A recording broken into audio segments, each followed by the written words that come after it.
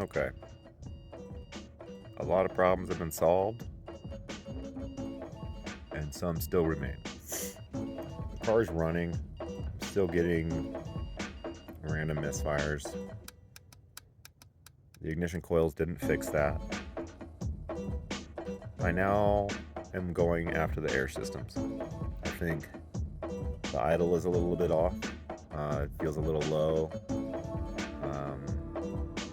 I got a really strong feeling that the exhaust gas ports on the intake manifold are plugged with carbon and crap.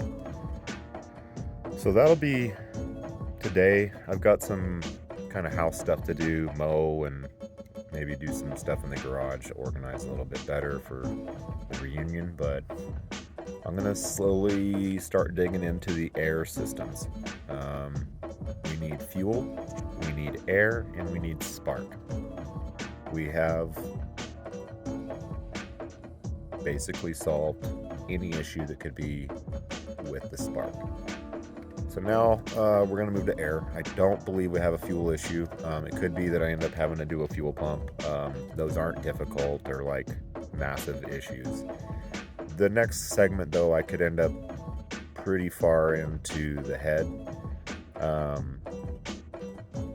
So yeah, I'm not looking forward to it, but let's hope it's there.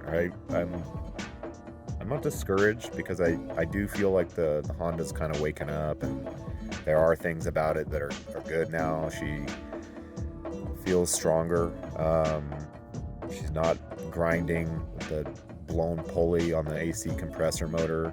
I didn't even check to see because I have to get it vacuumed down and recharged. But I imagine the AC will be functional now. But I've got this weird, like, kind of squeak. I have no idea. I need to, again, we're after the air systems now. I'll probably put this down for a minute and just really think hard. Air systems, air systems, air, air, air. All right, here's the deal. Slice the back of my leg open. Cleaned up a massive oil leak, got this dried up and looking good. Pulled off the intake, and I am gonna look and find the mass airflow sensor, clean that. There's a couple things I can do before I tear into the EGR. So that's what I'm gonna do. I'm gonna mow, I think, first. Well, we just took the air system out. We've kind of an unruly one.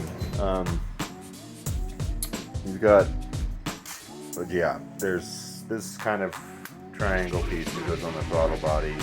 The longer elbowy piece at the top there kind of is the main intake. It sits near your passenger headlight. And then in this box is God knows what, but it's massive and it takes up a ton of space and also hides a ton of stuff. So you can get a really good look in here now. What's gone on with this oil leak up here that we repaired. So look at all of it. Look at how much oil over the years and stuff, and it's otherwise it's gonna dry up and all that. But I'm kind of excited. I'm gonna leave this out, I think, and yeah, I'll leave it out, and we'll see what's going on. Anyways, yeah, different looking engine bay. So we'll put an intake on this for like $50, and because I'm gonna have to tear down all of this shit right here. I'm super excited for that. Probably chill out. I love this game so much, and I love this Honda. What I'm really saying is, it's kicking my ass. You know, we replaced, look at all the shiny parts. new alternator, new AC compressor, new ignition coils, new spark plugs, topped off drain oil, new cam cap, fixed the oil leak. Tore across the box. The box had a new filter, so the throttle body was fairly clean. I cleaned it a little bit more. Yeah, we're just kind of trying to figure it out now. Low idle, about 450 RPM with random misfires, consistently at cylinder 4 still, despite all of the stuff I've done. I gotta believe it's this EGR plate that I keep finding on the internet. We'll throw those and you'll chase yourself, and that's exactly what I've been doing. It's just it's a ton of work. Basically the fuel system comes off, you get to the intake, you throw that off, you get to the plate behind it, and that's got a bunch of exhaust ports off the head. It's quite the dig. It's behind that, and behind that, and then behind that, and then just a little bit behind that, but mostly in front of that.